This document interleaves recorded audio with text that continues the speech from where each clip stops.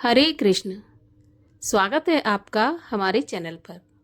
प्रिय श्रोताओं, आज के इस वीडियो में आप सुनेंगे भाद्रपद मास के शुक्ल पक्ष की एकादशी परिवर्तनी एकादशी व्रत की कथा। परिवर्तनी एकादशी को पद्मा एकादशी, जल झूलनी एकादशी या फिर डोल ग्यारस के नाम से भी हम जानते हैं। आज के दिन अर्थात परिवर्तनी एकादशी के दिन चातुर्मास की निद्रा के दौरान भगवान श्री हरि विष्णु करवट बदलते हैं, तो इसलिए इसको हम करवटनी एकादशी के नाम से भी जानते हैं। आज के दिन हम इस पुण्य और पावन कथा का श्रवण करेंगे। कथा आरंभ करने से पहले आपसे एक ही अनुरोध है कि अगर अभी तक आपने चैनल को सब्सक्राइब नहीं किया है तो चैनल को सब्सक्राइब करके बेल आइकन पर क्लिक कर लीजिए, और अगर आज की कथा अच्छी लगे तो लाइक अवश्य करिए, क्योंकि आपके लाइक से हमें ये पता चलता है कि आपको हमारा वीडियो पसंद आया है। तो चलिए अब हम शुरू करते हैं परिवर्तनी एकादशी व्रत की कथा। धर्मराज युधिष्ठिर बोले, हे भगवान, भाद्रपद मास के शुक्ल पक्ष की एकादशी का नाम क्या है और उसकी विधि क्या है? इस एकादशी के व्रत को करने से कौन सा फल मिलता है, सो सब समझाकर कहिए।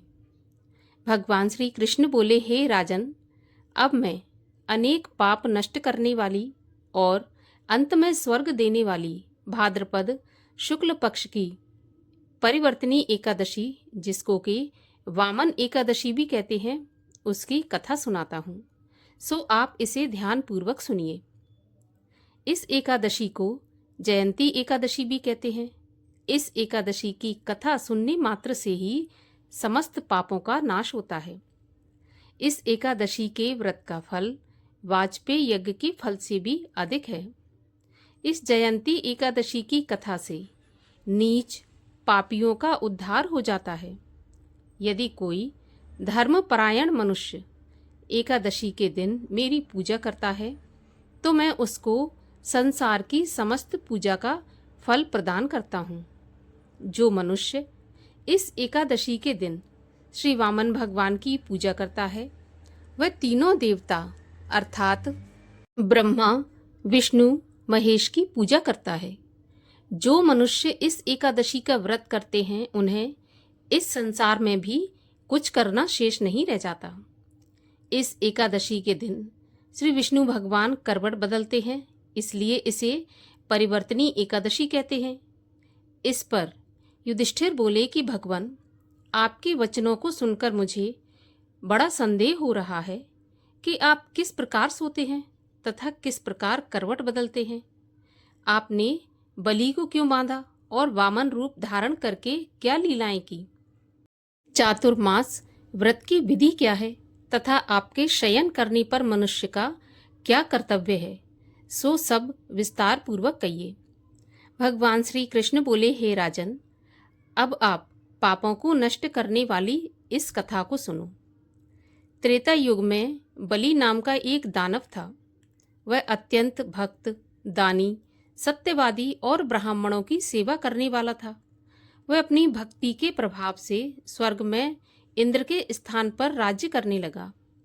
इंद्र तथा अन्य देवता इस बात को सहन नहीं कर सके और भगवान के पास जाकर प्रार्थना करने लगी।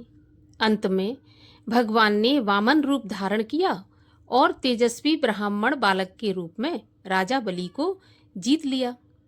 इस पर राजा युधिष्ठिर बोले कि हे जनार्दन, आपने वामन रूप धारण करके उस बलि को किस प्रकार से जीता, सो भी विस्तार पूर्वक बताइए। तब भगवान श्री कृष्ण बोले, हे राजन, मैंने वामन का रूप धारण करके राजा बलि से याचना की कि हे राजन, तुम मुझे 3 पैर भूमि दान में दे दो।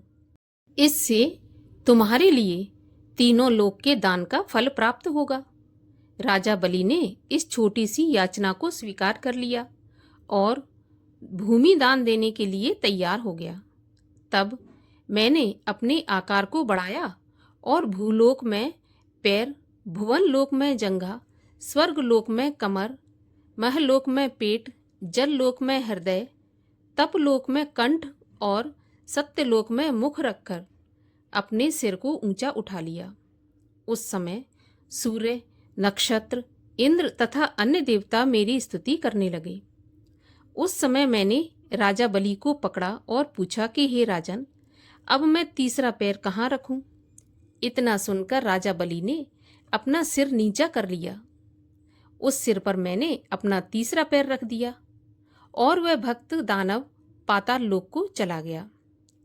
तब मैंने उसे अत्यंत विनीत पाया तो मैंने उससे कहा कि बलि, मैं सदैव तुम्हारे पास रहूंगा।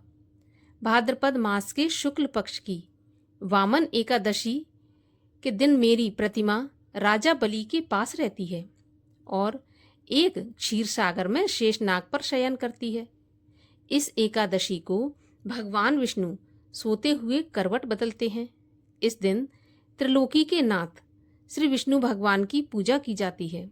इसमें चावल और दही सहित चांदी का दान किया जाता है। इस दिन रात्रि को जागरण करना चाहिए। इस प्रकार व्रत करने से मनुष्य समस्त पापों से मुक्त होकर स्वर्गलोक को जाता है। जो भी मनुष्य पापों को नष्ट करने वाली इस कथा को पढ़ते हैं या सुनते हैं, उन्हें अश्वमेध यज्ञ का फल प्राप्त होता है। इस प्रकार भगवान विष्णु ने युधिष्ठिर जी को परिवर्तनी एकादशी के व्रत का महात्म सुनाया और सभी मनुष्यों को इस व्रत को करने के लिए प्रेरित किया। जो भी भक्तगण परिवर्तनी एकादशी का व्रत करते हैं, रात्रि जागरण करते हैं, भगवान विष्णु की कृपा से इस लोक के सारे सुख भोग कर अंत समय में विष्णु लोक की प्राप्ति करते हैं।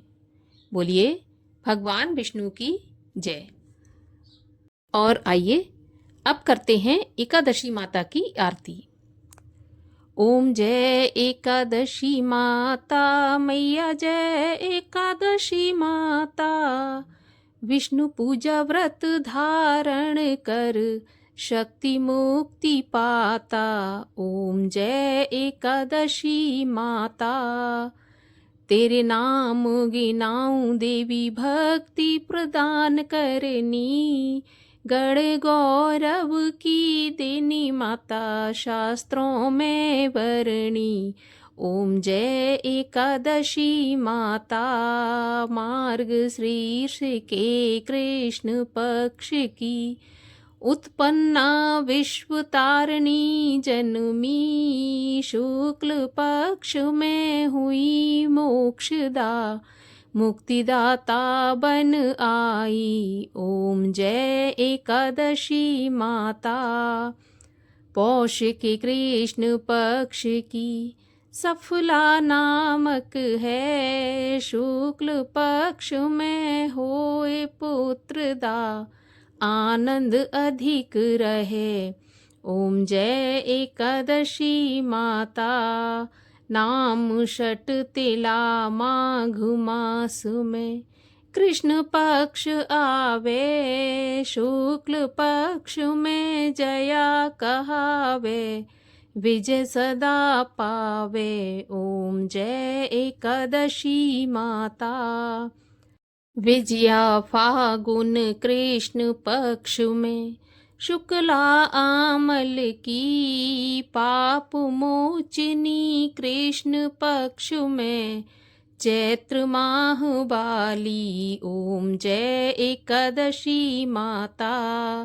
चैत्र शुक्ल में नाम कामदा, धन देने वाली। नाम बरुथनी कृष्ण पक्ष में वैशाख माह वाली। ओम जय एकादशी माता।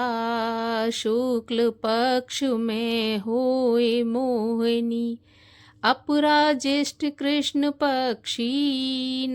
नाम निर्जला सब सुख करनी, शुक्ल पक्ष रखी। ओम जय एकादशी माता।